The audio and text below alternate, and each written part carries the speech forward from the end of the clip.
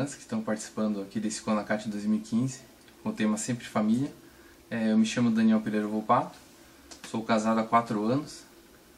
Inclusive nós completamos 4 anos, eu e minha esposa Érica, agora, nessa semana em que acontece o CONACAT. Somos pais de 3 filhos, o Miguel de 3 anos, o Pedro de 1 ano e 5 meses e a Maria Antônia, que está em gestação, vai nascer agora no começo do ano que vem. Eu sou desenvolvedor de software na área de sistemas embarcados e eu vou estar falando para vocês hoje então sobre esse tema pais de verdade precisam ser homens de verdade.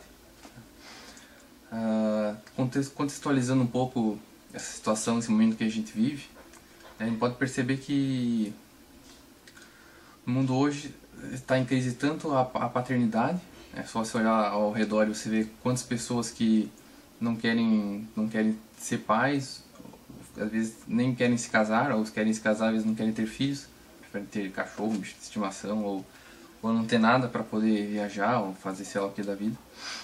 E por outro lado, a própria masculinidade também sofre uma crise, né? Nós podemos também olhar ao nosso redor e ver homens sem aquela vontade de sacrifício, de entrega, com a pouca vontade interior,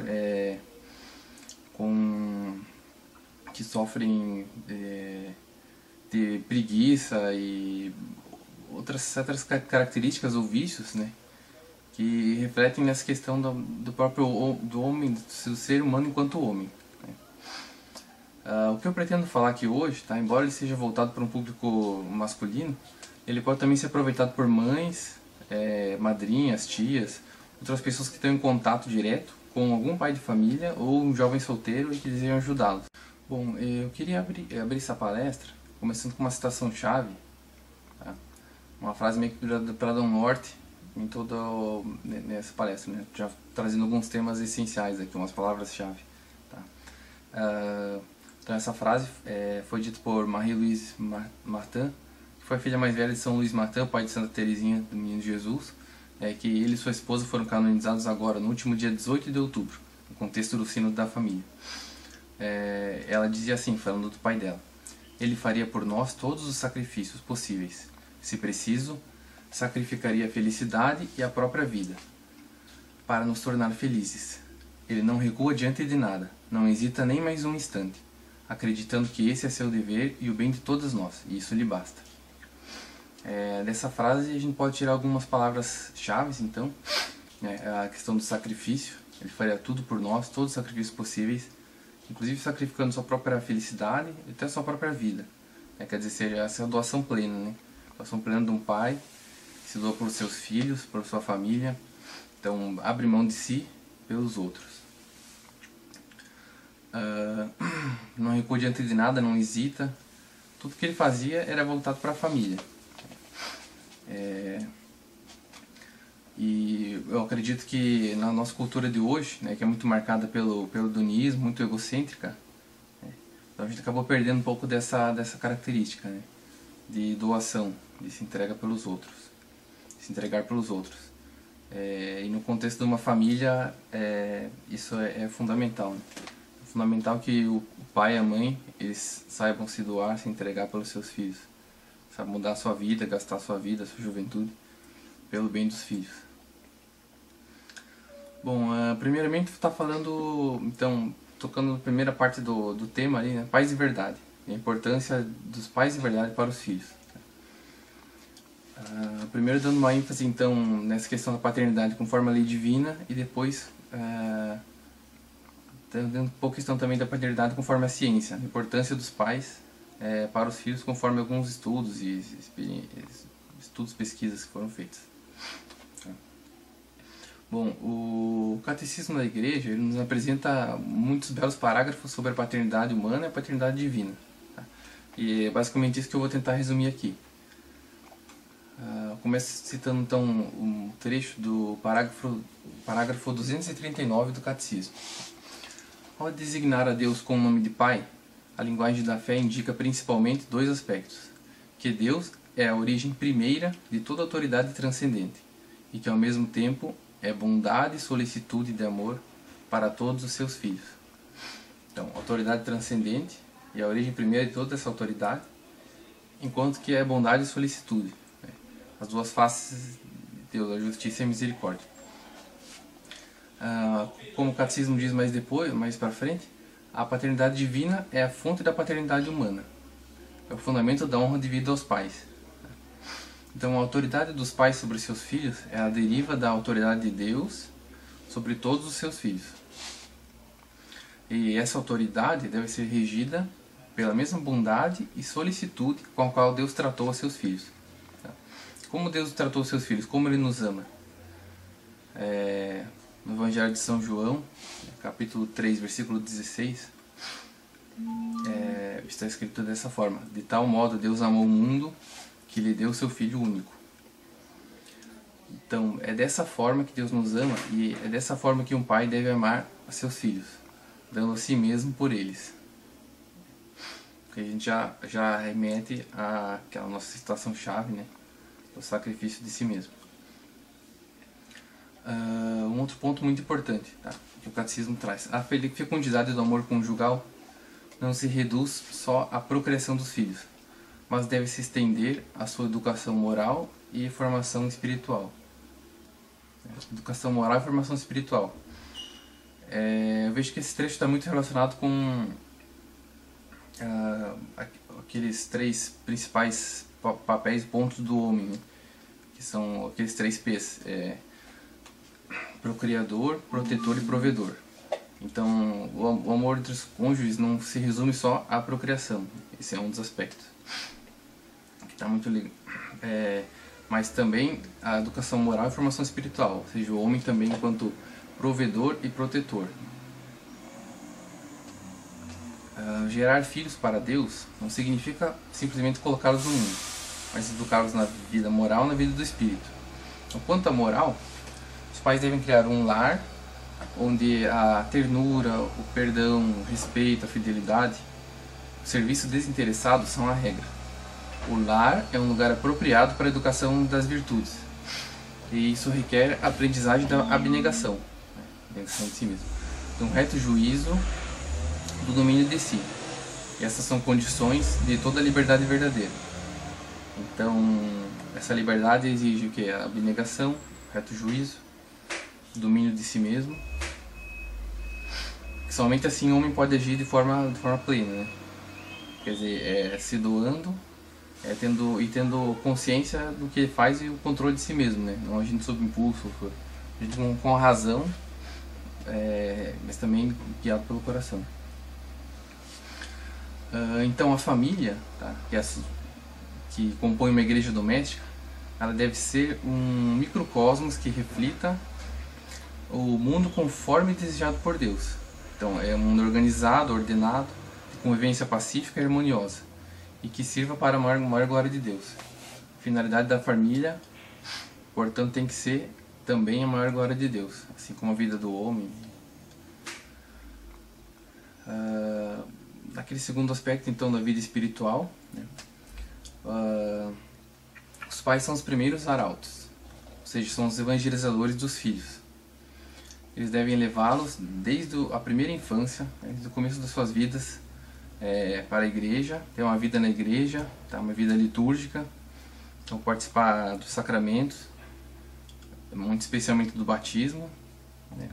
Logo que o mais cedo possível depois que ele nasce, que a criança nasce, e também da própria liturgia, liturgia como todo da missa. É fundamental que as crianças participem da missa com seus pais, para que desde o começo elas possam participando dos ritos, sendo conduzidos por esse mistério, elevando seu espírito a Deus.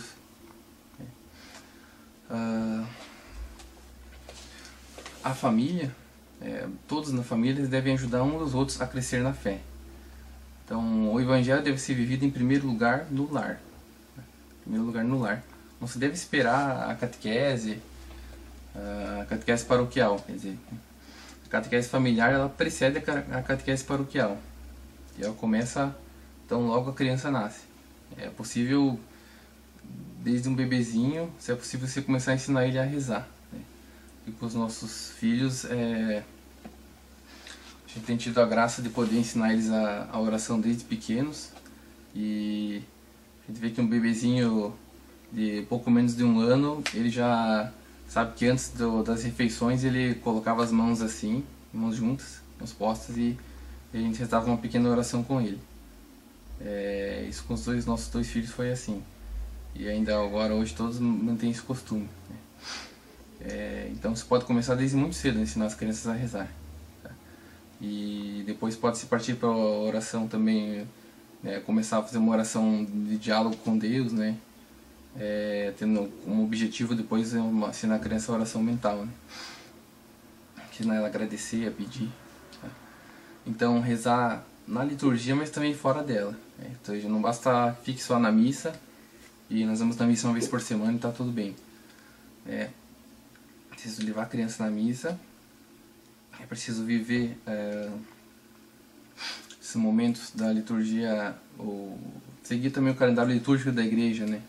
Também, mesmo quando não se consegue ir na missa, né, nessas outras datas que não são de preceito, e também as outras orações ao longo do dia, né? Ou seja, introduzir desde pequenos aos princípios fundamentais da vida cristã, né? Que pode citar alguns aqui: o agradecimento pelo que de bom nos acontece, um exame de consciência, pedir perdão, tudo isso para gerar neles, desde pequenos, esse desejo de estarem constantemente na presença de Deus. Bom, vamos falar agora sobre a importância da paternidade, conforme alguns estudos e pesquisas que foram feitos. Diversos estudos, eles mostram de uma forma empírica, tá, que o papel desempenhado pelos pais, né, homens, é extremamente importante para o bem-estar dos filhos. Fazendo uma comparação entre crianças que cresceram em lares sem os pais, apenas com as mães, e crianças que vieram de um lar com pai e mãe, tá? As primeiras crianças dos lares sem os pais tiveram as seguintes características: um percentual significativamente maior dessas crianças que acabaram sendo presos, isso independentemente de renda familiar, percentual significativamente maior no uso de drogas, de álcool e de fumo, bem como índices mais altos de delinquência e de agressão. Quanto à atividade sexual, 2 vezes mais chances de se iniciarem precocemente a atividade sexual e 7 vezes mais propensos à gravidez na adolescência. Também se descobriu que os pais têm o dobro da influência das mães na redução desse sexo precoce entre adolescentes, né? Então, a importância do pai, imagino que nas conversas e com os filhos, consegue ter o dobro da influência nessa questão. O maior risco de desenvolver obesidade, tá? Então, muitos estudos perceberam que os pais têm um impacto maior na condição física e de saúde do que as mães. Crianças que nasceram num lar, que cresceram num lar sem os pais, apenas com as mães, elas também têm menos aquelas brincadeiras que os americanos têm um termo até, o roughhousing, aquelas brincadeiras saudáveis entre pais e filhos. Geralmente acontece no chão, envolve cócega, pulos, brincar de cavalinho. Os pais, eles passam o dobro de tempo do que as mães, comparado com as mães, fazendo esse tipo de atividade. E os benefícios dessas atividades para as crianças são muitos. Melhora a resiliência dela, torna elas mais espertas, desenvolve a inteligência social e os comportamentos morais, uma vida mais ativa, melhora o vínculo entre o pai e filho. As crianças também que cresceram em lares sem pais, tá? Elas acabam adquirindo um vocabulário menor, porque o papel dos pais no desenvolvimento verbal ele é maior, tá, do que o das mães. E isso acontece porque as mães elas conseguem acompanhar melhor o crescimento, a evolução da fala da criança. Então elas usam palavras com as quais a criança já está mais acostumada. Já os pais não. Geralmente são mais desligados nessas coisas, então eles usam palavras diferentes, palavras novas, e isso na verdade enriquece o vocabulário da criança. Outro ponto importante também é que as crianças acabam sendo menos encorajadas a tomar certos riscos saudáveis, porque o pai, mais do que a mãe, ele encoraja o filho a aceitar desafios, a aceitar alguns riscos, desafios, né, calculados, né, fazer a criança vivenciando obstáculos. Já as mães, elas têm mais receio, eles querem mais a proteção dos filhos. E essas crianças também, criadas por pais e mães, acabam pensando de forma mais independente. Tá? Outro estudo também mostrou que as crianças que nascem em lares sem os pais, elas têm mais probabilidade de acabarem vivendo na pobreza. 44% das crianças em lares só com as mães, contra 12% das crianças em casas com pais e mães. Tá? Isso lá nos Estados Unidos. Né? Crianças que cresceram apenas com as mães também têm um menor desempenho escolar. Tá? O envolvimento dos pais na escola aumenta em 43% a probabilidade, ou a taxa deles receberem uma nota A, uma nota alta. Também a leitura recreacional desenvolve maior gosto pela leitura dos filhos e aumenta suas notas. E crianças vivendo em lares sem pais têm o dobro de probabilidade de repetir de ano. Mas qual seria talvez a importância então de um pai amoroso e presente? Também foram feitas algumas pesquisas, estudos nesse sentido, e se viu que quando o pai tá presente e é participativo, isso vai aprimorar a capacidade da criança em jogos, ela tem maior alegria, maior gosto durante as férias,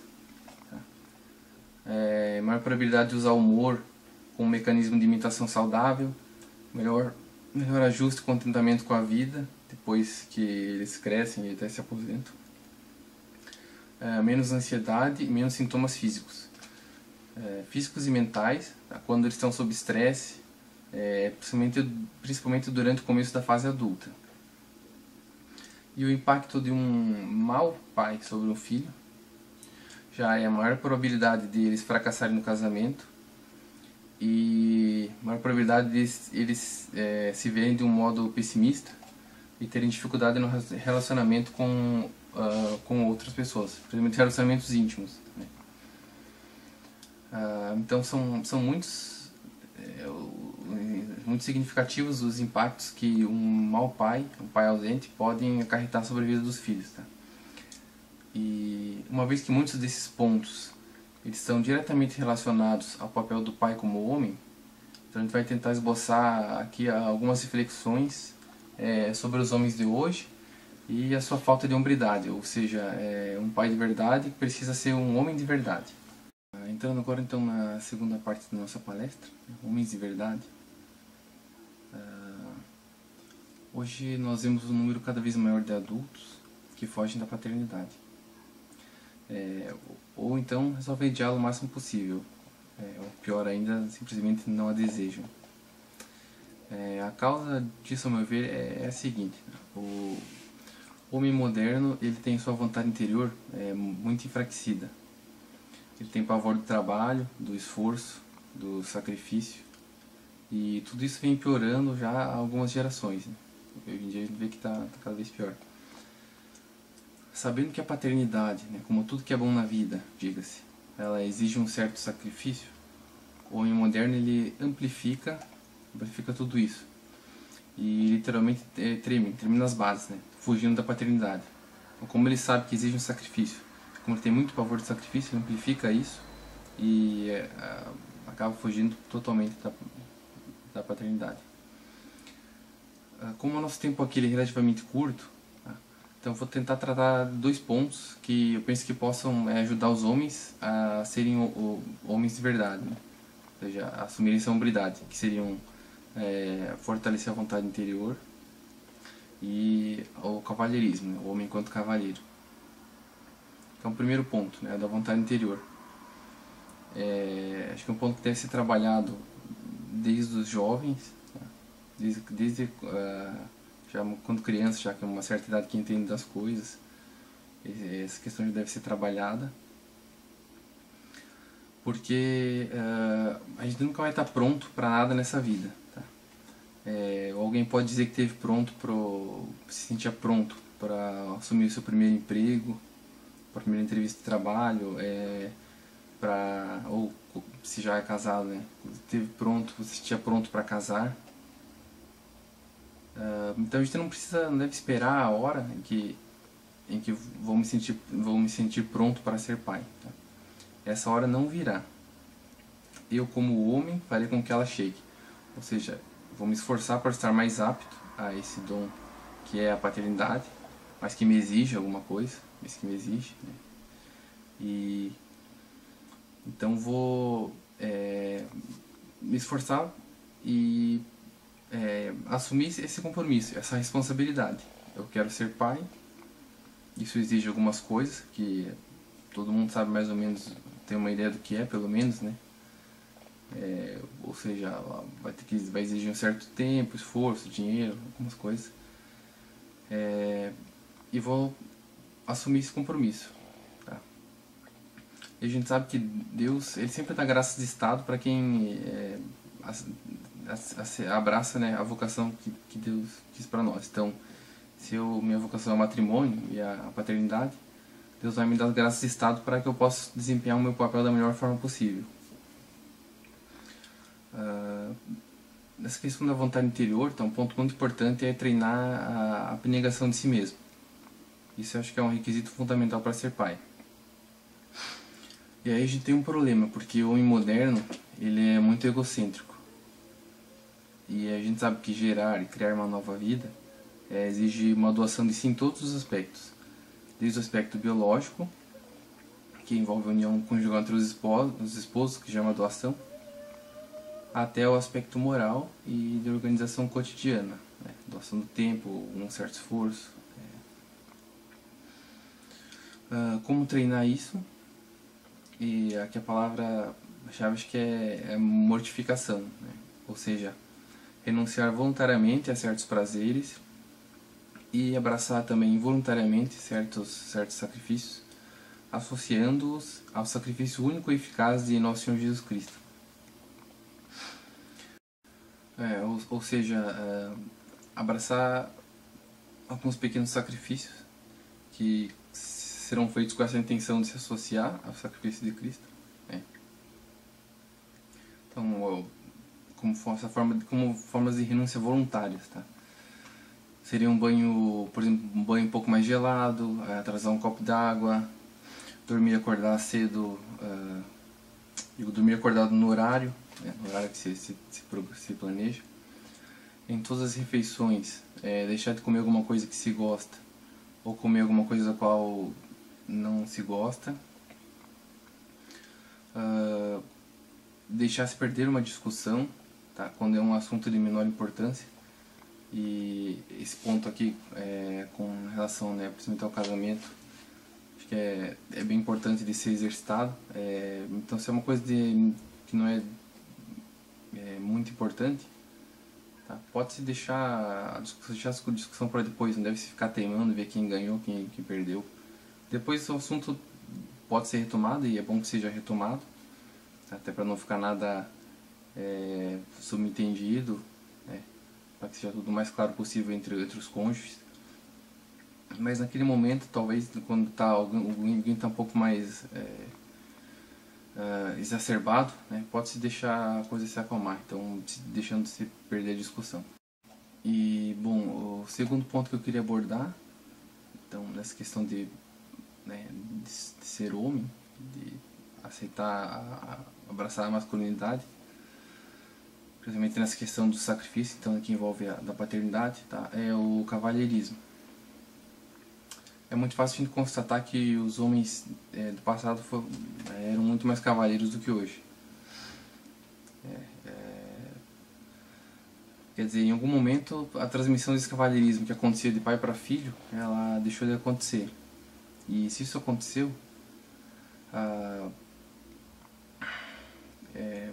o motivo foi porque, na verdade, isso, como é ensinado pelo exemplo, e se parou de se praticar, então parou de ser transmitido.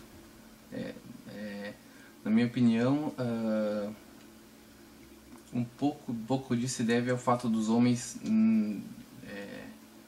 não terem sabido reagir perante o feminismo crescente, que é travestido também de uma luta por igualdade, né? Mas que em certas correntes ou em certas fases desse movimento feminista, ele buscou se assemelhar ao homem em tudo, não somente no que o homem tinha de bom. E aí os homens, de certo modo, pensaram que se as mulheres queriam ser como os homens, então os homens deveriam parar de tratar as mulheres como mulheres, de praticar esses atos de cavalheirismo. Agora, qual a importância desse cavalheirismo? Uma das principais é lembrar ao homem, que é pai de família, né, que ele está ali para servir. E também ensinar ao filho, que um dia poderá ser um pai de família, que ele deve servir os outros. E mesmo antes de ele chegar a ser pai de família, também a servir. Né? Então o cavalheiro, ele sabe subordinar as dimensões físicas e instintivas às dimensões interiores e espirituais. Tá? Essa subordinação é o catecismo que pede aos pais que ensinem a seus filhos, tá? Ensinem a subordinar as dimensões físicas e instintivas às dimensões exteriores e espirituais. E um homem que é um cavalheiro, ele sabe fazer isso, ele faz isso. Né? Ele vai estar ensinando isso ao seu filho. Então, por exemplo, embora o homem possa parecer mais forte fisicamente, ou possa ser mais forte fisicamente, a sua autoridade não vem da sua força, senão que do compromisso que ele assumiu perante Deus. Então, o cavalheirismo acaba ajudando o homem de família a cumprir com o papel querido por Deus para ele no matrimônio. Conforme inclusive temos aí a carta de São Paulo aos Efésios, que fala, que é um trecho até controverso, mas se a gente lê ele no contexto fica muito claro, que diz que o marido é o chefe da mulher, como Cristo é o chefe da igreja. Ou seja, a igreja, assim como a igreja é submissa a Cristo, assim também sejam tudo as mulheres a seus maridos. Mas como Cristo ama a igreja, né? E como o marido deve amar a mulher? E aí vem o versículo seguinte que fala: maridos, amai vossas mulheres como Cristo amou a igreja e se entregou por ela. Se entregou por ela.